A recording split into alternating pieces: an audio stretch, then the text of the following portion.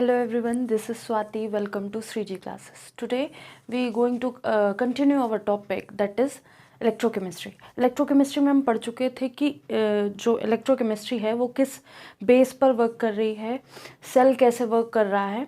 अब हम आज बात करेंगे, गैल्वेनिक सेल की बात हो गई थी, ठीक है। और अब हम बात करेंगे कि सेल कांस्टेंट, सेल पोटेंशियल क्या होता है, इलेक्ट्रोमोटिव जो सेल है उसकी क्या है, गिब्स फ्री एनर्जी क्या है, सेल कैसे रिप्रेजेंट किया जाता है, कि मतलब ऐसे लिखेंगे कैसे सेल को, और सेल को फॉर्मुलेट कैसे करेंगे, ठीक है। आज हम स्टार्ट करते हैं अपना टॉपिक, और इसके पहले वाला वीडियो देख लीजिएगा, बहुत इम्पोर्टेंट है। और कुछ भी मिस करेंगे आप तो बहुत सारी चीज़ें क्या कहते हैं छोड़ देंगे। तो अब इलेक्ट्रोकेमिस्ट्री ऐसा टॉपिक तो है नहीं कि हमको बस थ्योरी पढ़नी ख़त्म कर देना। इलेक्ट्रोकेमिस्ट्री में एक एक स्टेप का वो मीनिंग है, एक एक स्टेप का एक रेफरेंस है कि अगर हम उसको छोड़ देंगे या नहीं पढ़ेंगे या नहीं देखेंगे या अपनी हम बुक से कनेक्ट नहीं करेंगे या अपनी लाइफ से कनेक्ट नहीं करेंगे, मतलब डेली लाइफ, मतलब जो सेल फॉर्म हो रहा है, जो प्रैक्टिकल हम देख रहे हैं, उससे कनेक्ट नहीं करेंगे तो हमारी जो थ्योरी है वो तो वीक होगी ही, साथ में जो हम न्यूमेरिकल कर रहे हैं वो बिल्कुल नहीं कर पाएंगे, ठीक है। स्टार्ट करते हैं हम टॉपिक।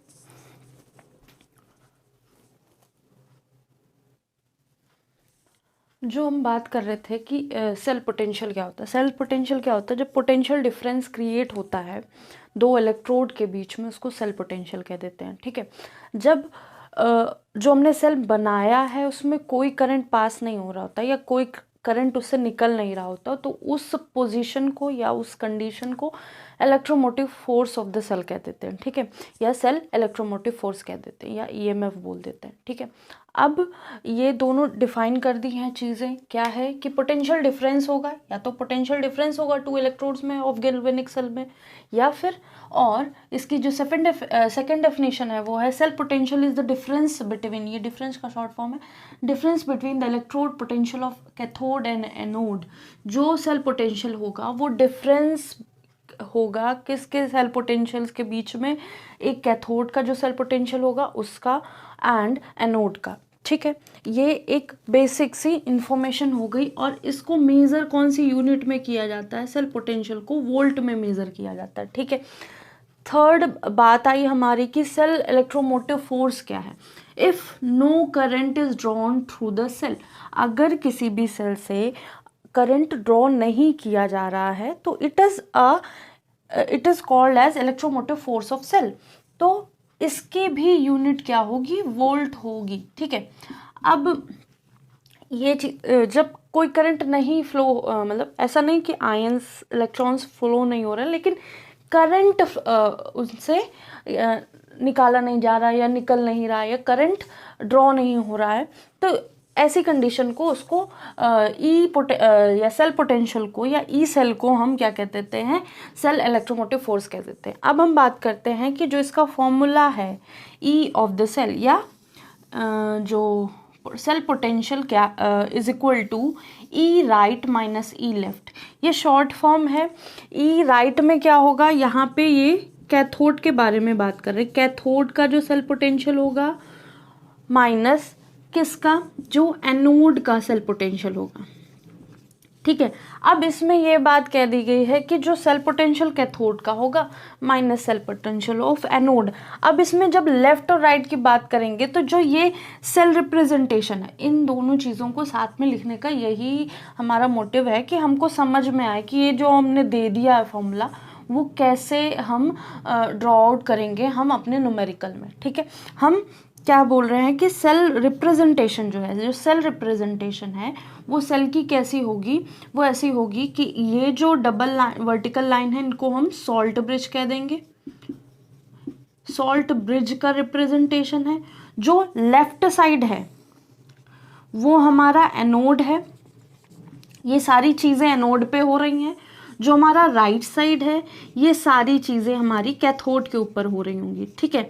अब कौन एनोड बनेगा कौन कैथोड बनेगा ये आगे समझेंगे उससे पहले ये समझ लेते हैं कि एनोड और कैथोड को रिप्रेजेंट कैसे करते हैं। ठीक है, अब यहाँ पे एनोड है तो अगर मेटल गिवन है तो मेटल लिख देंगे, गैस गिवन है गैस लिख देंगे, और आयन तो लिखना ही पड़ेगा क्योंकि उसी की कंसंट्रेशन का ही हम उसी की कंसंट्रेशन से ही हम क्या निकालेंगे, ई सेल निकालेंगे। ठीक है, अब आयन होगा कैथोड में, ठीक है, और उससे गैस बन रही होगी इलेक्ट्रॉन्स मिलके और मेटल की प्रेजेंस में होगा।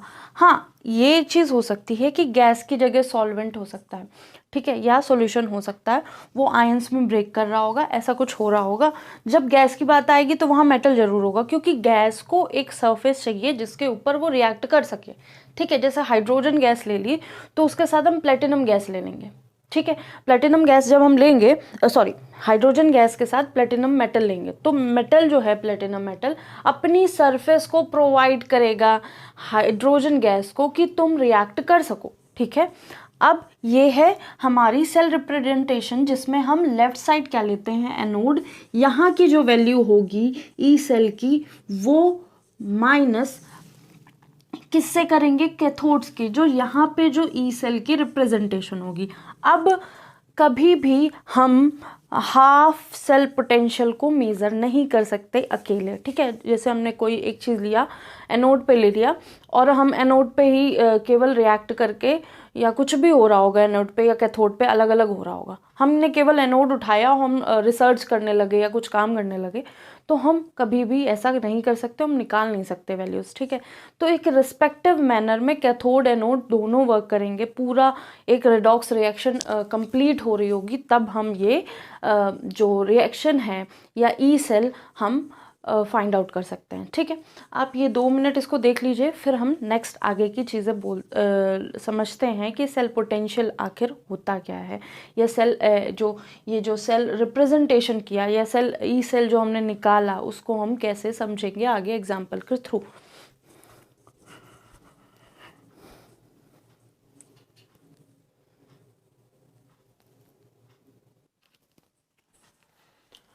तो अब बात कर लेते हैं इलेक्ट्रोड पोटेंशियल की। तो इलेक्ट्रोड पोटेंशियल में क्या होता है, तो potential of half cell can not be measured. पहली बात कि हम हाफ सेल को मेज़र नहीं कर सकते। ठीक है, सेकेंड थिंग इन्होंने बोली है कि we can only measure difference between two half cell. Two half cell के डिफरेंस को ही हम मेज़र कर सकते हैं। ठीक है, अब हम ये हाफ सेल क्या होता है, तो कोई भी एक इलेक्ट्रोड का पोटेंशियल, कोई भी, या तो कैथोड का या तो एनोड का, किसी भी एक इलेक्ट्रोड का जो पोटेंशियल हम आर्बिट्रेरी ले लेंगे, मतलब कोई किसी का भी रैंडमली ले लेंगे, तो वो होगा हाफ सेल। ठीक है, अब इसी हाफ सेल को स्टैंडर्ड हाइड्रोजन इलेक्ट्रोड भी बोला जाता है अगर ये कन्वेंशन कर लिया जाए तो।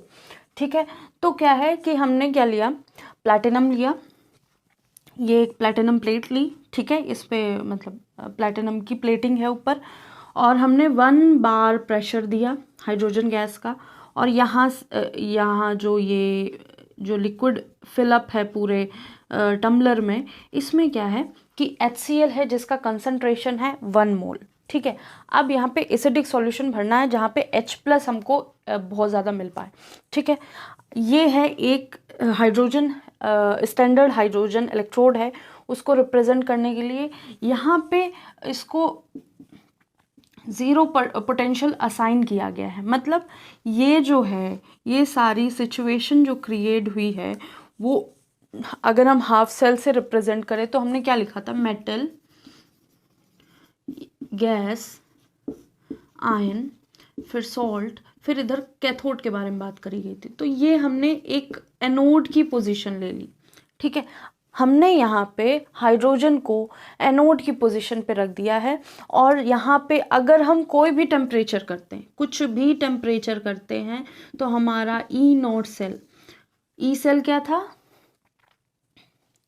इलेक्ट्रोड पोटेंशियल, इसको रिप्रेजेंट करते हैं ई सेल से, इलेक्ट्रोड ई से ही आई सेल लिख सकते हैं। ठीक है, और स्टैंडर्ड हाइड्रोजन इलेक्ट्रोड, अगर स्टैंडर्ड लगा दिए तो हमने यहाँ पे नॉट को से रिप्रेजेंट कर दिया, तो E naught cell is equal to 0 हो जाएगा। मतलब इसका पोटेंशियल हमेशा 0 हो जाएगा किसी भी टेम्परेचर पे। तो हाइड्रोजन को एज अ रेफरेंस लिया गया, ठीक है। तो हाइड्रोजन को हमेशा कहाँ लिया गया, अगर किसी की पोटेंशियल डिफरेंस निकालनी है तो हाइड्रोजन के साथ उसका कॉम्बिनेशन बना के, क्योंकि हाइड्रोजन एज अ रेफरेंस था, हाइड्रोजन का इलेक्ट्रोड पोटेंशियल जो है या ई सेल जो है वो हमेशा 0 आ रहा था, सारे टेम्परेचर पे 0 आ रहा था। इसलिए क्या किया गया, तो हाइड्रोजन को सबके साथ रख के हमने एक सेल बनाया, अलग अलग डिफरेंट, कभी कॉपर रख लिया, कभी जिंक रख दिया, कभी एल्युमिनियम रख लिया। तो हमको सबके electrode potential with respect to hydrogen हमें पता चल गया।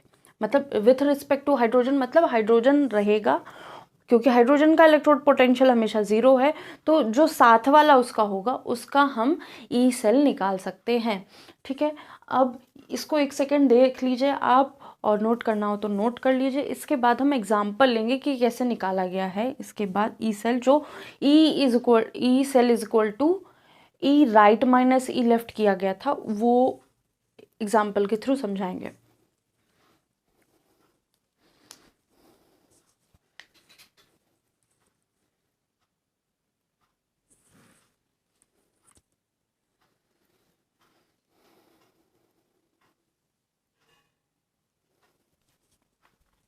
अब एग्जाम्पल फर्स्ट हमने लिया, हमने क्या लिया, एक साइड हाइड्रोजन लिया on left side, on right side हमने लिया कॉपर, ठीक है।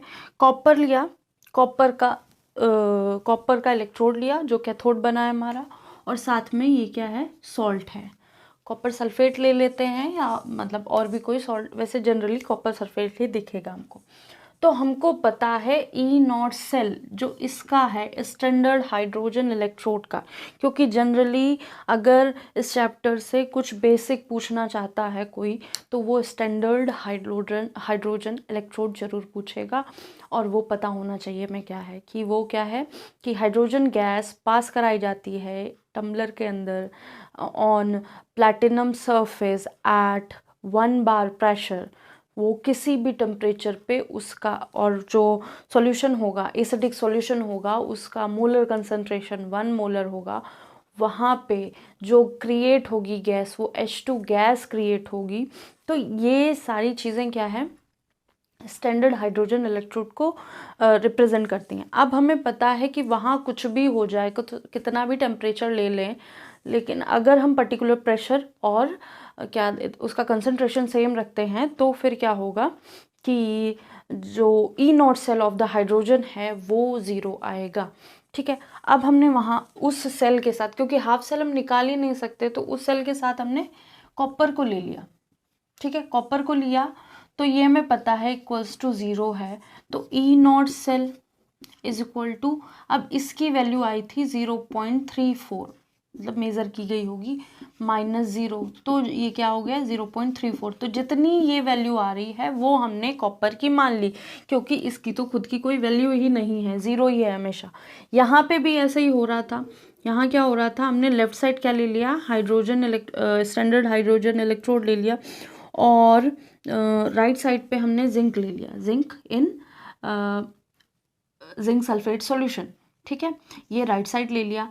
अब एक और चीज़ यहाँ पे ध्यान रखने की बात है कि जो ये लोग हैं जो भी है, तो ये एक सीरीज़ बना रहे थे, ठीक है। तो वो भी ध्यान रखने की बात है। तो हमने क्या किया, जिंक को 2 इलेक्ट्रॉन मिले, जिंक बन गया, ठीक है। अब ये लेफ्ट साइड था तो इसका तो हमेशा 0 ही रहेगा ई सेल, ठीक है। ये राइट साइड है तो इसका -0 पॉइंट समथिंग आ रहा था, 0.76, ठीक है, 0.76 वोल्ट। अब 0.76 वोल्ट में से 0 माइनस करें तो माइनस का 0.76 वोल्ट ही आ गया, ठीक है। अब एक बात और समझने में आई कि इसके साथ हमने इसका रिएक्शन कराया, मतलब एक हमने सेल बनाया जहाँ पे एनोड पे ये था, कैथोड पे ये था, इनका कॉम्बिनेशन कराया, तो हमको कॉपर का इलेक्ट्रोड या E cell of the copper पता चल गया, ई नॉट पता चल गया। अब जब हम जिंक को रखते हैं एज अ कैथोड और हाइड्रोजन को एज अ एनोड, तो हमें ये नेगेटिव में मिला, ठीक है। मतलब साफ सीधी बात कि ये 0e0 सेल किसका है, H2 के बारे में, हाइड्रोजन के बारे में, स्टैंडर्ड हाइड्रोजन इलेक्ट्रोड के बारे में है। अगर हम ऊपर चले जाते हैं पॉजिटिव जैसा कुछ है तो वहाँ पे क्या हो रहा होगा, उसको एज अ कैथोड हम ले सकते हैं, ठीक है। अगर कुछ नेगेटिव आ रहा है, कुछ नेगेटिव आ रहा है तो हम उसको एज अ एनोड लेंगे, एज अ एनोड लेंगे। लेकिन एक चीज और है कि अगर दोनों ही नेगेटिव में आ रहे हो, अगर ये भी मतलब मान लो यहाँ A है, यहाँ B है, यहाँ C है, सब नेगेटिव में, 0 के नीचे सारे नेगेटिव में हो गए, E0 हमारा रेफरेंस है H2 का, वो 0 होगा। अब इससे कम नेगेटिव वाला एज अ कैथोड ले लिया जाएगा, ज़्यादा नेगेटिव वाला एज अ एनोड ले लिया जाएगा। इस झंझट से हटने के लिए हमेशा ये ऑक्सीडेशन शो कर रहा है, हमने हमेशा E0 सेल ऑफ रिडक्शन ले लिया, E0 रिडक्शन ले लिया, किसका, चाहे कैथोड का हो चाहे एनोड का हो, दोनों साइड रिडक्शन हम लेने लगे, ठीक है। ये नेगेटिव साइन शो कर रहा है कि ये इससे कम है तो इसको एज अ एनोड हम ले सकते हैं। अब अगर इसका 0 है, इसका 0 है, इनको हमने हटा दिया, अब इन दोनों को कंबाइन कर देते हैं, कॉपर और जिंक को, तो ये नेगेटिव था बिलो द इलेक्ट्रोकेमिकल सीरीज जो है हमारी, जो नेक्स्ट हम बात करेंगे इलेक्ट्रोकेमिकल सीरीज की, जो सीरीज है हमारी, उसमें जो down the group down the series है वो एज अ एनोड वर्क कर रहे हैं, जो अब द सीरीज हैं वो एज अ कैथोड वर्क कर रहे हैं, ठीक है। तो यहाँ पे कॉपर की वैल्यू पॉजिटिव आई है तो हमने इसको एज अ पॉजिटिव कैथोड मान लिया, और यहाँ पे नेगेटिव आई है, मतलब ये रिएक्शन ऐसे नहीं हो रही होगी, ये रिएक्शन ऐसे हो रही होगी, जिंक ब्रेकआउट हो रहा होगा। अगर ये नेगेटिव आ रहा है तो ये रिएक्शन जितनी ज़्यादा तेज़ी से इधर नहीं हो रही होगी उतनी ज़्यादा तेज़ी से इधर हो रही होगी, इसका ये मीनिंग हो गया। अब ये रिएक्शन क्योंकि पॉजिटिव है तो मतलब ये रिएक्शन इधर बहुत तेज़ी से हो रही है, जिंक से 2 इलेक्ट्रॉन और Zn2+ बहुत तेज़ी से बन रहे हैं, और यहाँ पे कॉपर को 2 इलेक्ट्रॉन मिल रहे हैं और कॉपर बहुत तेज़ी से बन रहा है, ठीक है। कैथोड पे कॉपर चिपकते जा रहे हैं, कॉपर थोड़ा कैथोड जो है वो थिकर होता जा रहा है और जिंक जो है वो थिनर होता जा रहा है, ठीक है। अब हम दोनों को कंबाइन करेंगे तो हमारा रिजल्ट क्या आएगा वो हम देख लेते हैं। Combining both the equations we get value, उसको हम कैलकुलेट करते हैं। अब क्या बात कर रही थी हमने कि Zn जो है वो नेगेटिव आ रहा था, ठीक है। तो इसकी जो वैल्यू आ रही थी E0 Zn2+ की, तो वो क्या आ रही थी, Zn2+ Zn की ये कितनी आ रही थी, -0.76 वोल्ट, और इसकी कितनी आ रही थी E0 कॉपर 2+ कॉपर, इसकी आ रही थी 0.34 वोल्ट, ठीक है। अब हमने इन दोनों को कंबाइन किया जिसका सेल रिप्रेजेंटेशन ये है, सेल रिप्रेजेंटेशन ये है, हमारा Zn एनोड पे है या एनोड फॉर्म कर रहा है, हमारा कॉपर कैथोड फॉर्म कर रहा है या कैथोड पे है। अब क्या हो रहा है, हमने जो हमारा क्राइटेरिया था सेल लिखने का वो यही है कि यहाँ पे हमने मेटल लिखा, आयन लिखा, ठीक है। यहाँ पे क्या लिखा, आयन लिखा, मेटल लिखा, ये हमारा क्राइटेरिया पूरा हो गया, तो मतलब हमने सही लिखा। लेफ्ट पे हमारे एनोड है, राइट पे कैथोड है। अब हम ई सेल निकाल लेंगे, तो ई सेल कैसे निकाला, ई राइट पे 0.34 -0.76 वोल्ट, तो ये जो है ये नेगेटिव था, नेगेटिव मिलके पॉजिटिव वैल्यू दे दी, तो ये हमारा E0 cell of this cell जो जिंक और कॉपर के कॉम्बिनेशन से हमने बनाया था, ये है क्या है, ये सेल रिप्रेजेंटेशन हो गई किसकी। पहले हमने क्या किया, Zn को हाइड्रोजन के साथ रिएक्ट कराया, हाइड्रोजन के साथ सेल बनाया, फिर हमने कॉपर का हाइड्रोजन के साथ सेल बनाया, तो कॉपर का हमेशा E0 सेल 0 आ रहा था, ठीक है, किसी भी टेम्परेचर पे। अब जब इसके रिस्पेक्ट में निकाला गया तो इनकी E0 की वैल्यू ये आती गई। अब हम अगर इनको कंबाइन करेंगे दोनों का तो ये हमारा E0 सेल की वैल्यू आएगी।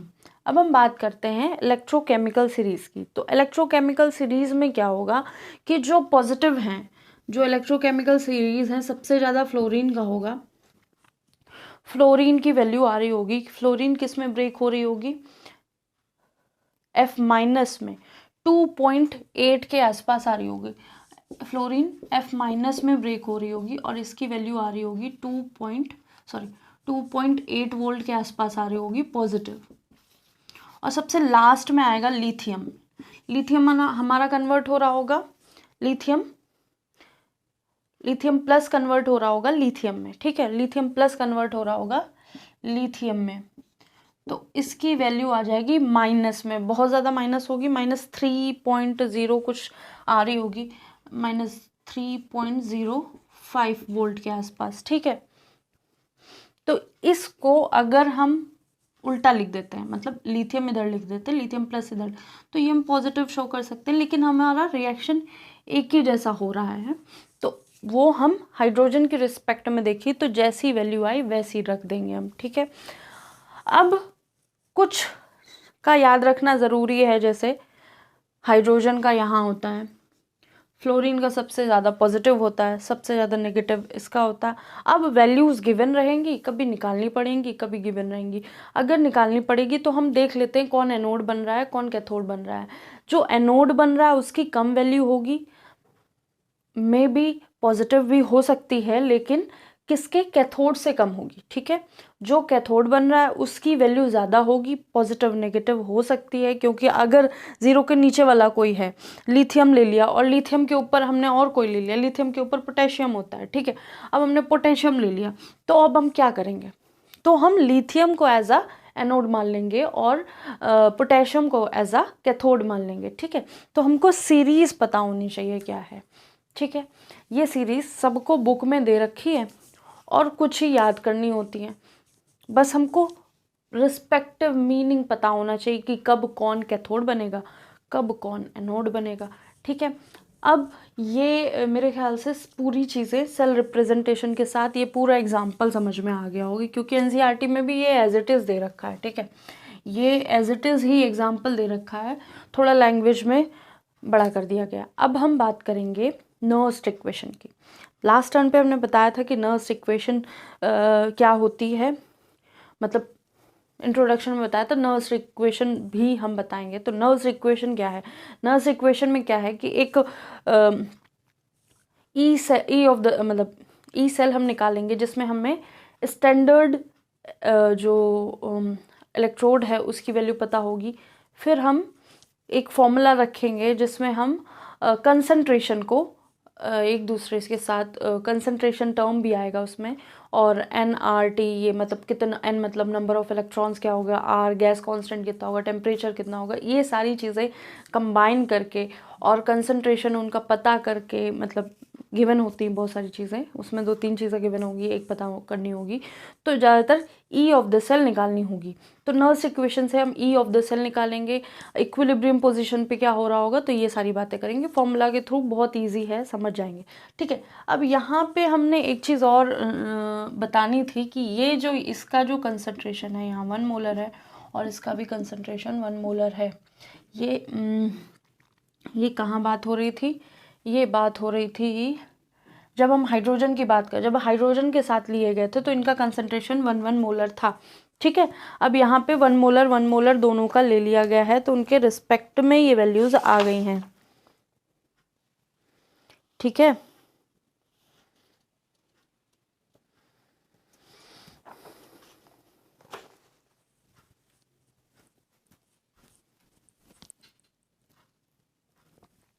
ये हमारी नर्स्ट इक्वेशन की बात करेंगे, तो अगर हम किसी सेल का इलेक्ट्रोड पोटेंशियल निकालना चाहते हैं तो उस सेल का हमको स्टैंडर्ड इलेक्ट्रोड पोटेंशियल जो हम कैसे निकाल सकते हैं, E naught cell is equal to E of right minus E of left करके निकाल सकते हैं, ठीक है। वो वैल्यू हम यहाँ रख देंगे, कभी कभी गिवन होती, कभी कभी निकालनी पड़ती, रिएक्शन या सेल का रिप्रेजेंटेशन दिया होता है, ठीक है।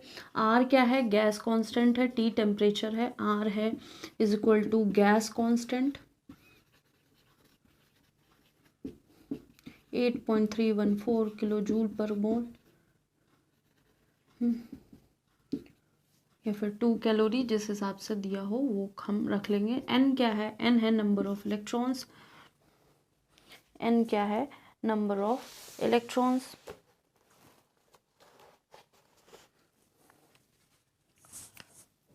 ये वाली ही वैल्यू ज़्यादातर रखी जाती है, वो बात की बात है। एंड नंबर ऑफ इलेक्ट्रॉन्स जो वहाँ पे ट्रांसफ़र हो रहे होंगे। थर्ड एफ क्या है, फैराडेज कांस्टेंट है, ठीक है। एफ फैराडेज कांस्टेंट है, इसको 9500 लिख लेते हैं।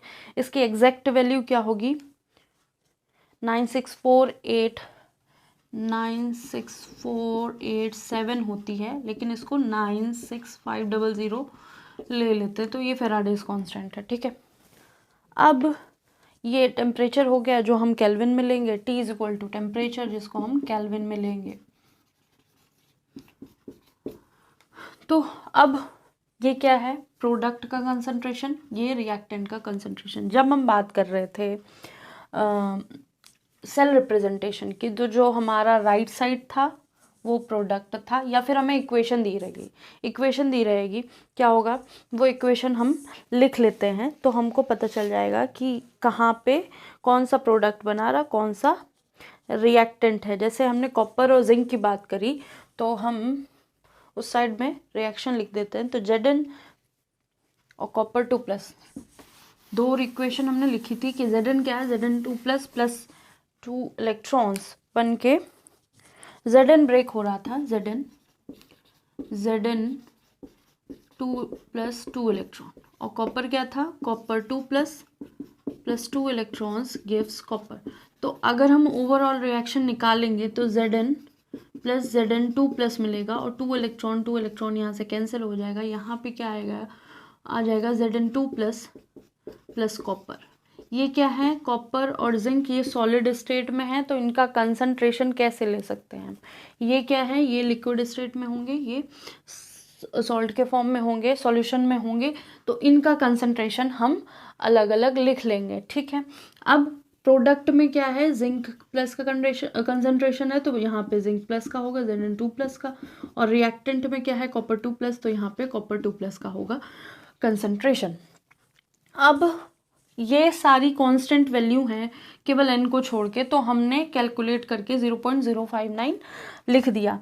नहीं लिखना चाहते हैं तो आप ये फॉर्मूला भी लिख सकते हैं कि E cell is equal to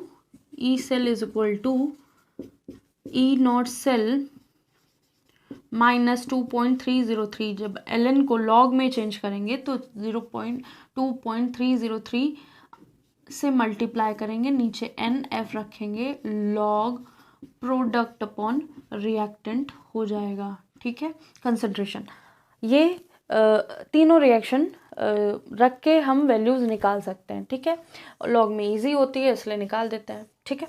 अब अगर इक्विलिब्रियम में पोजीशन है, मतलब कोई इक्विलिब्रियम पोजीशन मतलब यहाँ पे करंट वो जो आयंस का आदान प्रदान या ट्रांसफ़र नहीं हो रहा है, तब क्या होगा, तो ई सेल जो है, इलेक्ट्रोमोटिव सेल जो है वो हमारा ज़ीरो हो जाएगा, या सेल पोटेंशियल हमारा ज़ीरो हो जाएगा। तो ये standard electrode potential is equal to 0.059 upon n log Kc हो जाएगा, जो हमारा रेट कांस्टेंट होगा, ठीक है, और रिएक्शन का रेट कांस्टेंट होगा। और इसी को ही ऐसे हम लॉग के फॉर्म में विदाउट वैल्यू पुट किए हुए लिख सकते हैं। तो ये क्या है, नर्स्ड इक्वेशन है। नर्स्ड इक्वेशन बहुत इंपॉर्टेंट है, सारे न्यूमेरिकल इलेक्ट्रो केमिस्ट्री के इसी से ही आते हैं, ठीक है। अब हम बात करेंगे गिव्स फ्री एनर्जी की। तो गिव्स फ्री एनर्जी जो यूज़ हो रही होगी रिएक्शन में, उसकी बात करेंगे, ठीक है। तो गिव्स फ्री एनर्जी क्या होती है, energy which use during the reaction, ठीक है। और जो हट जा रही है, निकल जा रही है एनर्जी, मतलब जो यूज़ नहीं हो रही है, उसको गिव्स फ्री एनर्जी कहते हैं, ठीक है। अब यहाँ पे हम बात करेंगे कि जी जो गिव्स फ्री है उसकी वैल्यू क्या होगी, ठीक है, उसको किस फॉर्मूले से हम निकाल सकते हैं। नल्स इक्वेशन हमारा हो गया है। तो ये हमारा लास्ट टॉपिक है आज का, जिसमें हम गिव्स एनर्जी की बात करेंगे। ऐसे एनर्जी जो रिएक्शन के पार्टिसिपेशन में पार्टिसिपेट कर रही होगी, जो एनर्जी रिएक्शन में पार्टिसिपेट कर रही होगी, जिसकी वजह से रिएक्शन हो रही है, ऐसा, ठीक है। अगर ए से बी बन रहा है, ठीक है, ए से बी बन रहा है, ये रिएक्शन हो रही है, ठीक है, जिंक कॉपर के फॉर्म में भी ले सकते हैं। तो इसका क्या हो रहा होगा, यहाँ पे नंबर ऑफ इलेक्ट्रॉन जो पार्टिसिपेट कर रहे होंगे during the reaction and Faraday's constant, उसको ई सेल, ये ई सेल क्या है, ये पूरा ई सेल ये है, E cell is equal to E naught minus R T N F L N product upon reactant की कंसेंट्रेशन, ठीक है। अगर ये बात कर रहे हैं तो यहाँ पे E naught cell is equal to E right minus E naught left, ठीक है। ये ऐसे निकाल के रखेंगे, क्योंकि ई सेल और ई नॉट सेल डायरेक्ट नहीं निकाल सकते, हमें गिव्स फ्री एनर्जी, ये जो ये फॉर्मूला है इससे ही निकालेंगे। अगर सबकी बहुत सारे ई सेल दे रखे हैं तो इस फॉर्मूला के थ्रू हम निकाल सकते हैं समीशन करके, वो आगे की चीज़ है, अभी आपको बस इतना समझना है।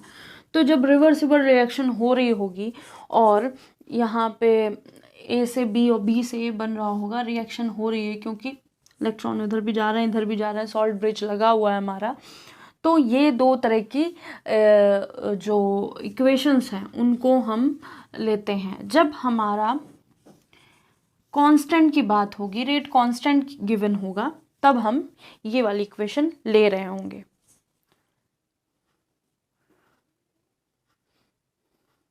ठीक है। जब हम इक्विलिब्रियम कांस्टेंट की बात कर रहे होंगे और हमें k की वैल्यू गिवन होगी, तब ये वाला फॉर्मूला हम यूज़ करेंगे, बाकी टाइम हम ये फॉर्मूला यूज़ करेंगे, ठीक है। तो इसमें इसका जो एक्सप्लेनेशन है वो कुछ ऐसा दे रखा है बुक में और सब जगह। तो electrical work done in 1 second is equal to electrical potential multiplied in total charge pass. जो इलेक्ट्रिकल वर्क डन होता है वो मल्टीप्लाई होता है किससे, 1 सेकेंड में, number of electron and E cell, या electrical potential multiplied by number of electron passed. तो ये इसकी 1 सेकेंड में जो काम हो रहा होगा उसकी बात करी गई। तो जितनी एनर्जी यूज़ हो रही है ड्यूरिंग द रिएक्शन उसको ही गिब्स एनर्जी कहते हैं। आई होप आपको ये पूरा जो कॉन्सेप्ट आज समझाया गया वो समझ में आ गया। इसका न्यूमेरिकल हम नेक्स्ट वीडियो में देख लेंगे, बहुत अच्छे से देख लेंगे, नर्स इक्वेशन के लिए भी और गिब्स एनर्जी के लिए भी। अब हम आज के लिए इतना ही रखते हैं, क्योंकि बहुत लंबा टॉपिक है इलेक्ट्रोकेमिस्ट्री और बहुत सारी चीज़ें एक ही दिन में फीड आउट करना बहुत मुश्किल हो जाएगा, चीज़ें बोरिंग होती हैं और ज़्यादा से ज़्यादा चीज़ें एक दिन में हम नहीं कर सकते, ठीक है। तो आई होप आपको सारी चीज़ें समझ में आ रही होंगी। आज के लिए इतना ही, लाइक एंड सब्सक्राइब ज़रूर कीजिएगा। Thank you.